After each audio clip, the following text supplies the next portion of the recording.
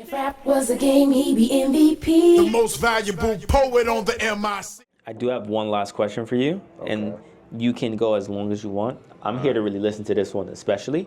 What was the inspiration behind Homicide by Poverty? Okay. So the inspiration behind Homicide by Poverty, it was simply this. It was, my thing was this. I wanted to create a poem that was a tribute to the people who passed away, who died in the fire in Twin Parks back in 2022. Yeah. Here in the Bronx, because I felt like after it was over with, it kind of got swept under the rug Quickly. and it got forgotten about. Yeah, it did. And you know, for me, there's a poet by the name of Loose Tooth Poetry. Okay. You know, shout out to her and everything. She had a zine come out. She was working on, it was like horror themed and everything, right? So so for my poem, it was like, I wanted to make it a tribute, but make it kind of like a horror spooky type thing. Yeah. So that's where it kind of came from there, really. Sure. But also because it had a deeper meaning as well, because in 2022, when that happened, me and some of my comrades from Take Back the Bronx, along with other organizers, we were like trying to get the tenants to, you know, to get together to demand better housing and to demand better treatment, because when they got, you know, displaced by that fire, you know, their needs weren't being met immediately the way that we felt they should have. Yeah. You know, some of them were staying in hotels, some of them were sent to, you know, other projects and other buildings. Some of them went to live back in the building where the fire happened. Okay. And there's an interesting story about that. So the day, shout out again to John from Right Where You At, because this is the second video we did together. Okay. When we were filming the video, we filmed it in front of the building where the fire happened. Yep. So there was an elderly Jamaican lady and another elderly black woman that was there, and they were asking, you know, what are you guys doing? Okay. I was like, and I was explaining to them, doing a poem, a tribute to the people who passed away for the fire and everything. And they was like, oh, that's so sweet, that's nice. And I was like, were you both living here during that time? And they was like, yes, we were here that day of the fire. Wow. And I'm not sure if John got that footage or not. Maybe he does. Hopefully he does. Yeah, fingers crossed. But I basically was talking to them, and they were telling me, you know, excuse me, they were telling me how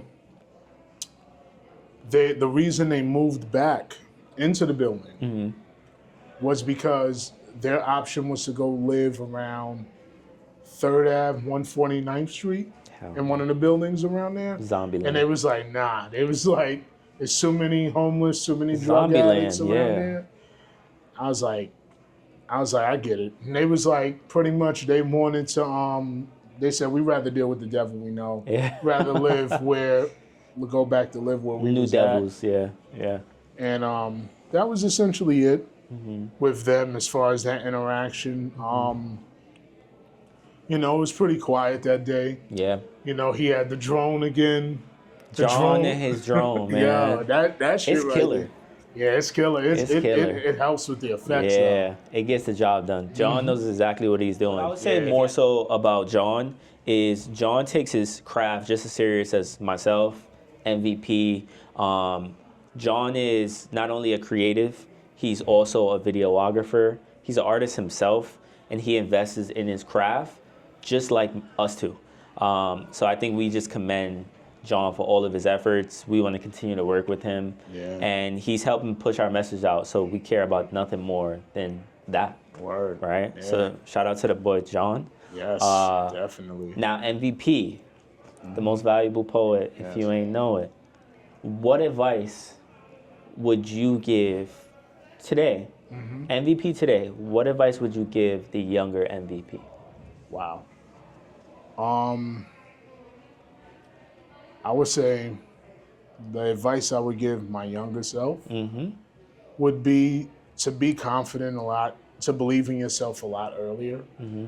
Because it took me a long time to feel comfortable in my own skin. Even when you were already putting out books, or you mean before then? Even when I was first putting out books, because there was a lot of critiques, of my work. Because you got to understand, like, I don't come from a family of writers and authors. And it's like I'm the youngest urban fiction author at that point, right? And I'm self-publishing, which means I'm putting my own money, time, and energy into the book, right? And it's like, you got people that in our community that are just ruthless with it. They're like, yo, there's an error here, there's this here. And don't get me wrong, I'm glad for the constructive feedback. Sure. But some people wasn't even given constructive feedback. They was just like, oh no, I don't want to read your dirty ghetto book here. Negative. Pure negative. My school wasn't embracing me. Oh, no? No, not for the book, no. No. But it's all good. I would just tell my younger self, life is gonna be rough. This journey is not easy, but you gotta roll with the punches.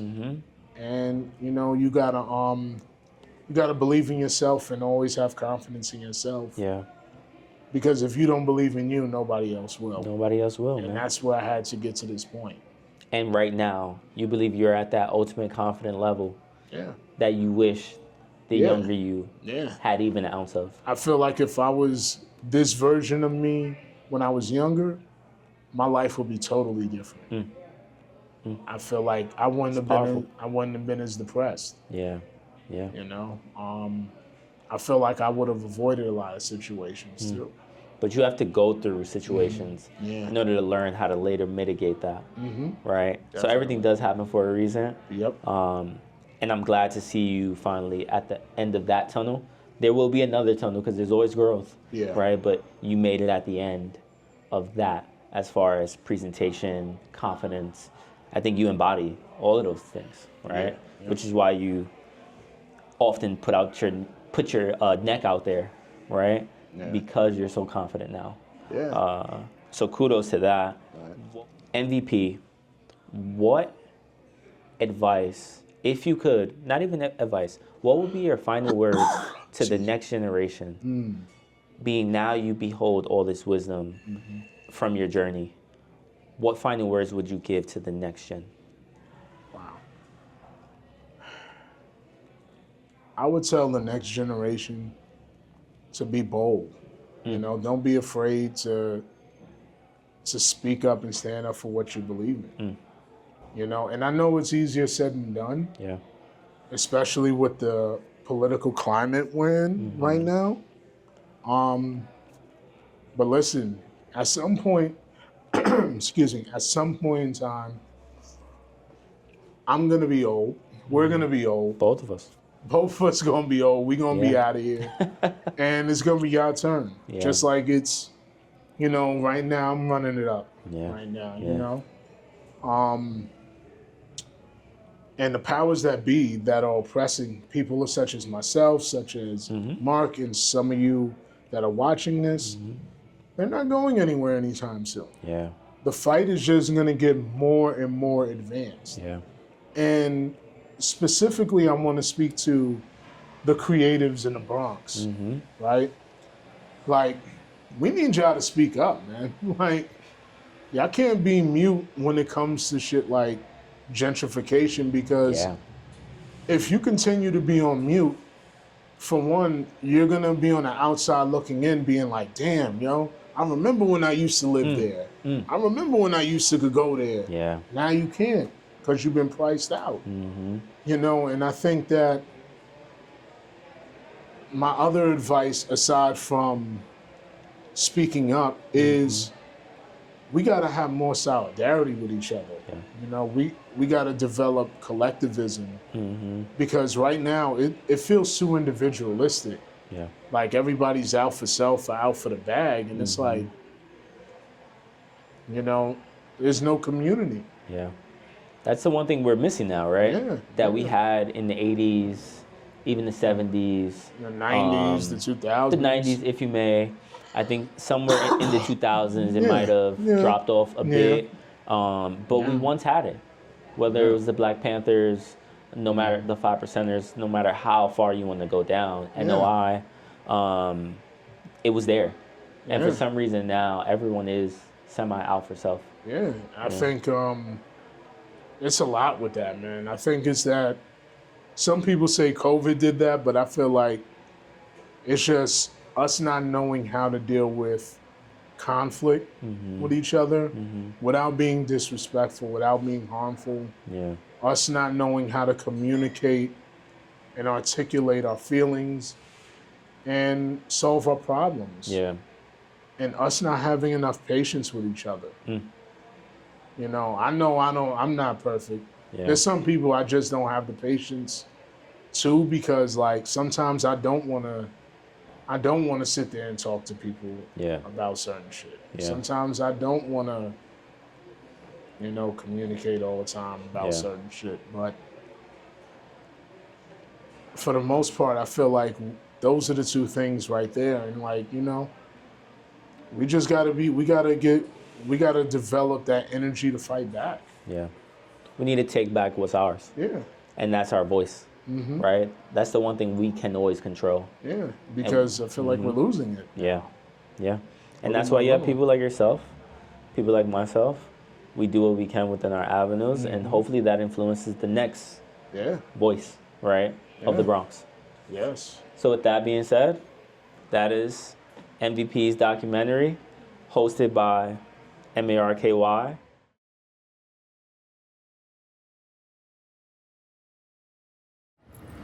Down by 149 and Toronto Avenue. That building is no good. It's be a crackhead down there. Everywhere crackhead is, right? But in the meantime, you could go anywhere and come back anytime here and nobody molest you here. I know. And they're not good as these ones. You know what's crazy is like, I remember when fire burst and people were like donating stuff and everything. I was like, yo, why is it that people are being forced to either go into neighborhoods that they don't really want to be in, buildings that are falling apart, instead of the brand new luxury buildings? The luxury building them good. The luxury building them not good. Where? Let me explain something. Like in They that got- area. Yeah, I put it over there. Okay. But yeah, you were saying? No, like she was telling me, like, you know, the reason why she ain't want to leave is because like this building is made like with a certain steel, and the other buildings are made like too quick. They're made cheap. The luxury buildings. Yeah, the luxury buildings, like the brand new, nice looking buildings. Yeah. A lot of them are made very cheap. That's why a lot of people be having problems. And they about to move me and my mom out to do renovations. I live in Nitro. Okay. So they renovating the buildings and everything.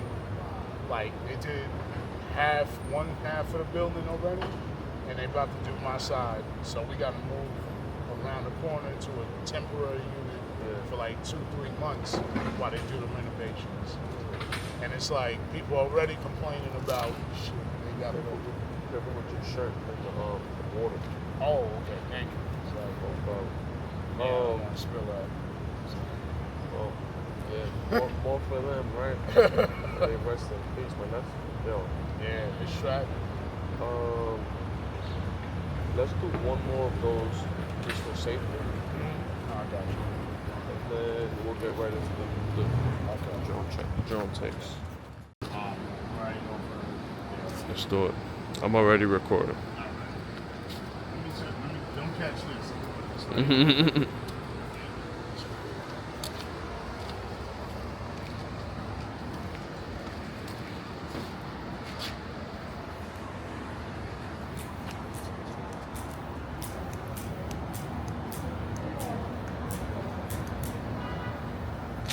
God